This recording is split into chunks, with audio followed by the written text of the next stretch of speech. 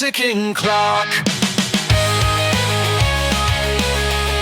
Hey, what's up, everyone? Welcome back to another exciting episode of Hanging Out with Chops. Like always, a big shout out to all you first-time listeners. Thank you for joining us. And if you're here for another episode, another round, and one more take, thank you for coming back, guys. I appreciate y'all being here. Also, a big shout out to the Midnight Crew. Thanks for the support, guys. I read an interesting article this week from BMI. If y'all are not signed up to their newsletter, they send out some pretty good stuff from time to time, talking about music production and music producers, and more specifically, what a music producer does. Got my attention. I read through it. I agree with a lot of it. But my focus is, if there's one drive between me and the listener, is I want you all to want to become music producers. I think that's the end goal of this. You want to be able to have control of your music, control of your time, control of your resources. Now, some people may mistake music producer as the guy who makes the beats. No.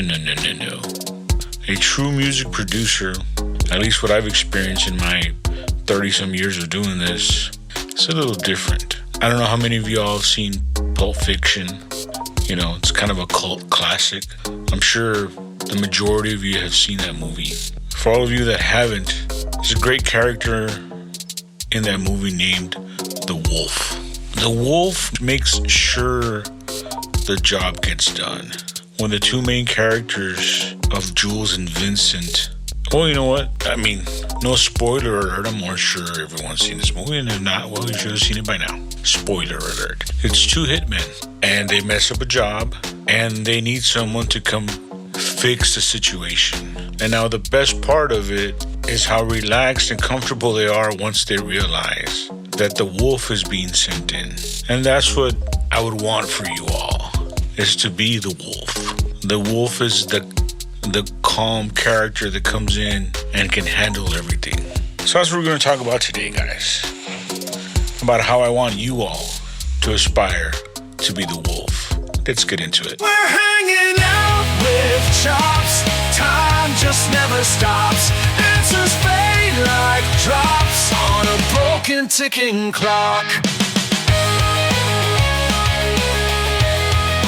As an engineer, having a music producer come in on a project is a very nice luxury. On my side of my job means I don't have to be doing double duty. More often than I would like to admit, I do have to sometimes wear two hats, even though I'm only hired to be the engineer. But bands come in to record all the time, and then they lack direction. And I see them just wasting money and just wasting so much time. And I may let them fumble for a while, but eventually the better part of me steps in. And I ask them, can I take you through? Can I lead you all, please? I see a lot of mistakes you're making, and I'm seeing y'all set up for a lot of other mistakes you're gonna be making. Let me guide you through this procedure so that it flows easier. A good music producer would need anybody, in my opinion, at least from what I've seen. A great music producer could play any part. If for some reason the drums could not be done, he could have the technical ability to sit behind the drums. He could grab the bass. He could pick up a guitar. He could go behind the console. He could track. He could edit. He could mix. He could master. He could arrange, or she could arrange. I'm sorry I keep using he all the time. This is that I'm around dudes all the time. But he or she could arrange. They could songwrite. And that's what I would want you all's goal to be. To have all those tools in your tool belt. To work on your musicianship, that you can play any instrument. To work and learn programs so that you can engineer on any platform. Deconstruct songs, construct songs so that you know what makes a good song, why a good song feels a certain way, why progressions work, why certain progressions don't work, why a 6-minute song just doesn't work in a 2.5 minute song works. I think most people misunderstand what a music producer actually is, and more importantly, why you should want to become one. It's truly about control. Control over your music, your time, your direction, and ultimately your future. I've seen what happens when bands don't have that, and it never ends well.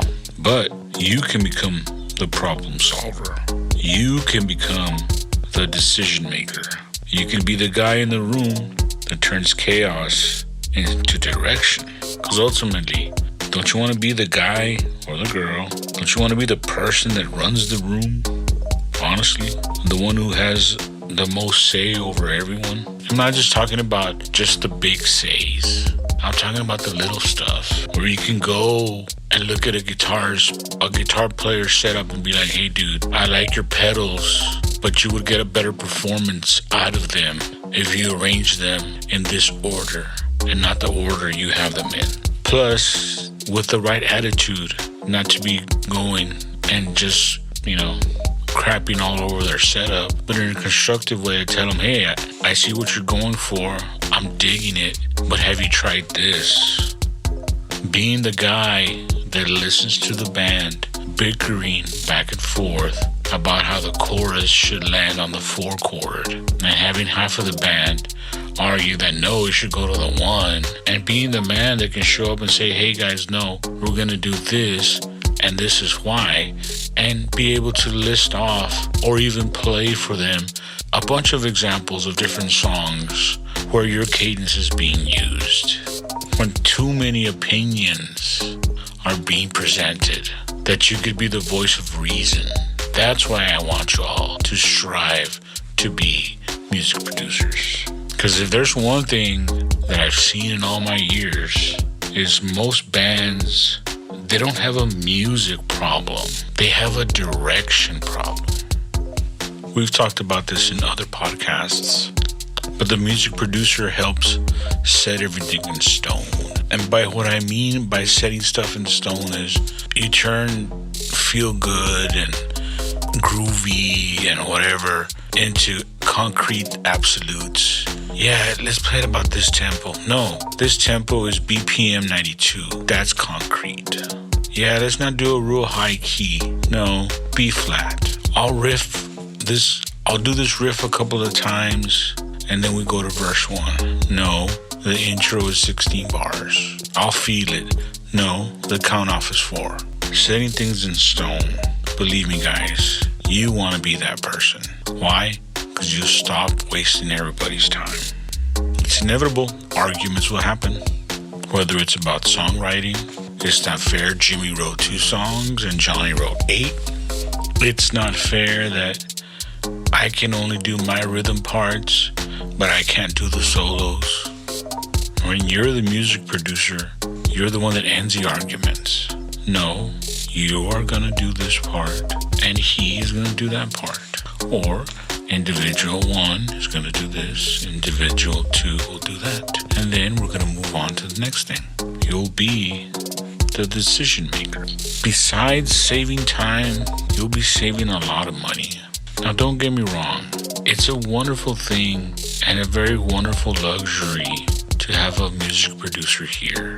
It's awesome, especially when it doesn't have to be me, the person that has all the answers. Hey, we're thinking about doing this progression. What do you think? Producer has the answers. Hey, we're thinking about doing so-and-so song. What do you think? We're thinking about covering this song. What do you think? Is 110 too fast? What do you think? It's nice that a producer's there can make the hard choices for the band. Unfortunately, it's expensive.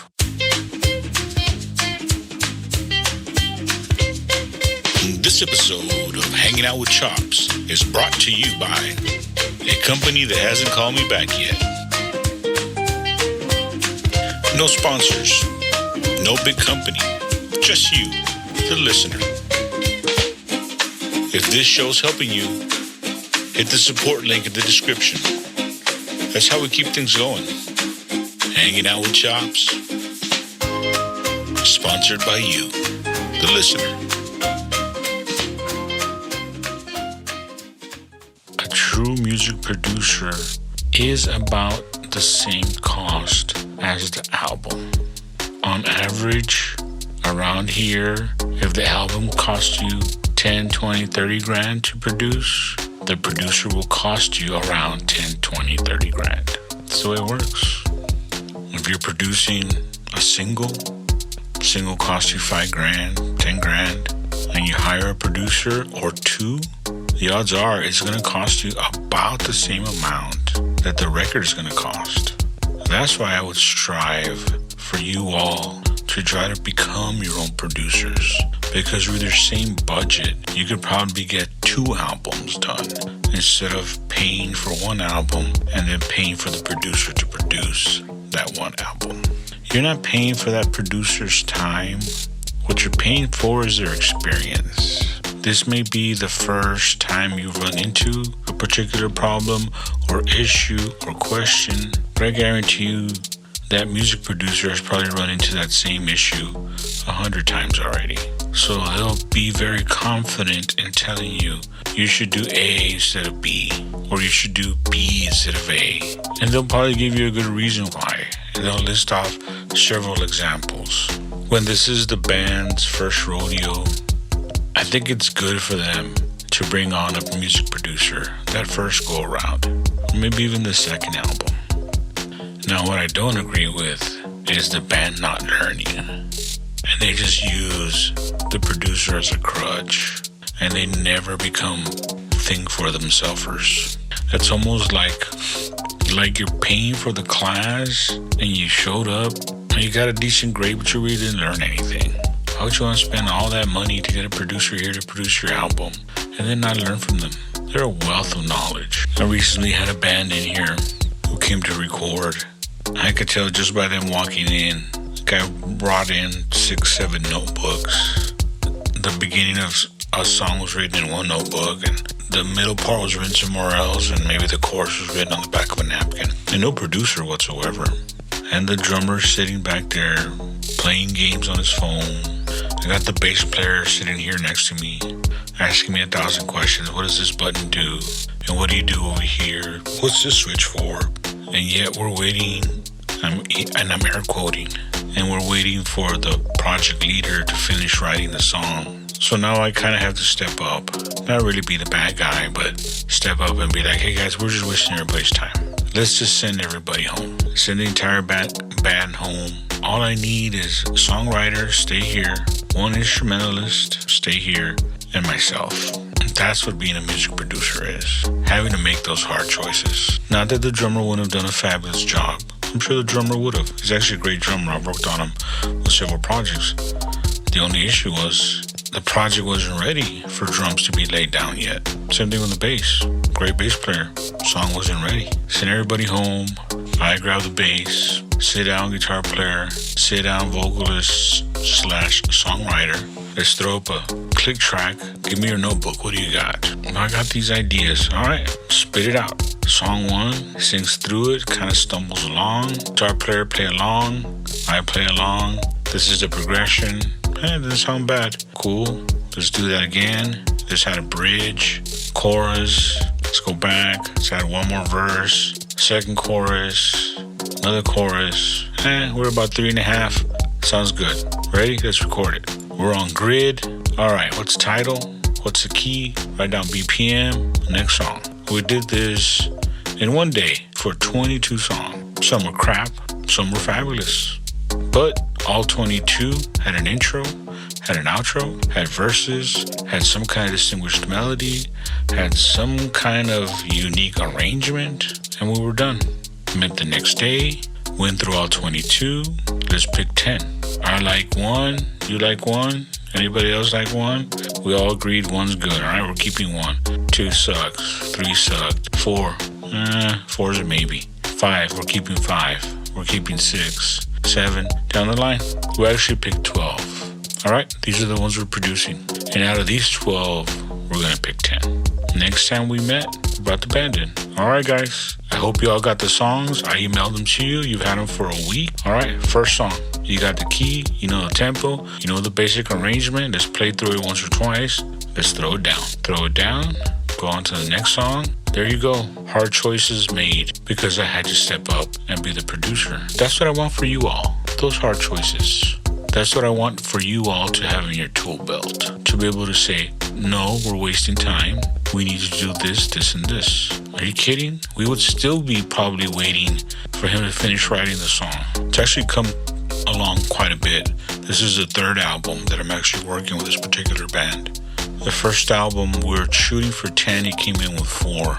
The second album, we're shooting for 10, he came in with around 8. This time around, we're shooting for 10, he came with 22. He's learning, he's coming around. Eventually, he himself will be a good producer, at least of his own stuff. Maybe he hasn't gotten the engineering part down, but he's learned how to make good songs, good, honest songs. I know I'm kind of shooting from the hip here on a lot of these topics, but one of the next factors that I see change when you start to become a good music producer is time, especially time allowed. Once you got all your ducks in a row, it's not, well, we're going to do drums, and then we're going to do bass, and then we're going to know. There's not infinite time openings. You'll hear stuff like, hey, we're doing drums from 1 to 6, and then we're doing bass from 7 to 12, 7 to 10, 7 to 12. Hey, drummer, you got 6 hours, you got 5 hours. You better come in well rested, well rehearsed. That's your block. Bass player, same thing. You think these guys come in with old ratty strings? Hey, they're ready to go. Aces in their places. We've talked about this before. Good producer will be able to tell when the musician can pull it off or not. And unfortunately, there's some songs that the musician may not have the chops for. And that's when the music producer will step in and be like, hey, no offense, but that song is not in your wheelhouse. It's not. It's a little too hard. It's a little too fast. If you feel comfortable, let me play it for you. If you don't, I have other session players I can bring in, have them knock it out quick. We'll move on. Aces in their places. 2 guitar players. No offense, Jimmy. We only got 4 hours to knock out these guitar parts. I'm going to go ahead and let John or Shelly or whoever the guitar player is that's the better guitar player in the band, I'm going to go ahead and have that person knock out all the rhythm parts and also have that person do all the leads. Aces in their places. Sometimes you just don't have the time. I'll tell you one thing, I've seen that happen a lot, and the guy who gets excluded or the girl who gets excluded, they'll either go pout in the corner or they'll practice their butt off, and the next album I'll see them more prepared, more engaged, and this time they carry their own weight. There's nothing wrong with aces in their places. Hey, sometimes you're not the hottest gun in town, okay? But doesn't mean you can't be. I see some of those players go home, woodshed for a couple of months, practice the heck with the metronome, get tight, get a better sense of what it feels like to play in front of the beat, behind the beat, right on beat, how to become pocket players. And sometimes I'm pleasantly surprised that they step up and they actually do really, really good. To those guys, I usually tell them, hey, look, man, you either grow into your role or you're just going to get left behind. Because the last thing you want, struggling players to start slowing down the band. And then your band winds up becoming spare parts for even better bands. Hey, that happens a lot. I see that more often than I would like to admit. So-and-so has a hot guitar player in that band. I know he's not going to last. Not because the band is not good enough, because that guitar player is too good. Eventually, somebody's going to hear him. So eventually, somebody's going to remember his name, and eventually, it's going to trickle down, and someone's going to be like, hey, I need so-and-so, or I need a blah, blah, blah for a particular tour, and somebody's going to say, hey, I happen to see this one killer guy playing with this unknown band. I think he would be perfect. And boom, Jimmy's gone. After that, usually the band will fall apart. Or, they do other stuff. They become a sound company. No offense to sound companies. I want you guys to grab the reins. To grab those musical reins of whether it's your project or perhaps another project that someone may bring you in on. To be able to have the confidence to read the budget, read the band, and say, yes, with this budget and this time allowed, I am confident that I can produce a good record for you. Now, you're the man or the woman, and all that responsibility is on your shoulders. And that's what I want for y'all. It's a great feeling. You go find a studio. You find an engineer. You find the material, or you approve the material. Meet with a band. Listen to their demos. Critique. Encourage. And without a heavy hand, you gear, you lead the individuals to the creation of a great album, whether it's your album or someone else's. So that's what music producing is about. The one all, send all. The guy who knows the most in the building. I have a good buddy of mine. He's a great producer. I feel like all producers come from some school. They can either come from the engineering school, like they were engineers first, and then they became music producers. Or I've also seen them come from the musician side, where they were great musicians that made a lot of albums, that eventually learned the other parts of it, that learned the engineering and the songwriting and the arranging. But you can come from a lot of schools, a lot of backgrounds. One of my buddies comes from the music background. He's a drummer, keyboard player, pretty much plays all the instruments, and he's the arranger. So when he gets a project, I like his formula. He sketches it all out, does it on his keyboard, tells the client, sends me the session, all keyboard tracks, drums done on keyboard, bass done on keyboard, guitars done on keyboard, everything done on keyboard. And then he'll tell the client, hey, there you go. This is our starting area. You want to sing to this, and that's your album? Fine. You want to replace this with real players? Let's do it. You want real drums? He brings in a session drummer. You want real bass? He brings in a bass player. You want good guitars or real guitars? He brings in a guitar player. But there's no question on his arranging. I mean, his arrangements are sophisticated, very, very refined, and he gets paid well for what he does because he does a great job. As an engineer, that's awesome. I don't have to be listening to the band, telling them, hey, that's the wrong chord. Yeah, that's actually not where it goes there. You're off time. You're off this. By the time, if we get session players, and session players actually do come in, they're playing his arrangement. He's got charts for them. It's nice. It's nice to work under those conditions. But anyway, guys, I feel like I was all over the place on this episode, like always. But yeah, that's what I want for y'all. I think the end goal should be you all being your own music producer, much like any other business. The most successful laundromats are the guys that know how to fix their own washers and dryers. The more successful restaurants are the ones where the owner knows how to cook and order food and prep food and store food. So there's no coincidence that the more successful music artists are the ones that know how to produce music. It only makes sense, and it only plays hand in hand. And I'm sure, like always, after I'm done, I'll be thinking about this later on and say, hey, I should have mentioned this or I should have mentioned that. But anyway, guys, we're talking about music production and what it's about to be a music producer, and why I want you all to strive to be a music producer. I know I keep saying that over and over, but I guess that's my goal. Guys, I've had a great time. Thank you for sharing some of your time with me. I appreciate it like always. Catch you on the next one. We're hanging out with chops. Time just never stops. Answers fade like drops on a broken ticking clock.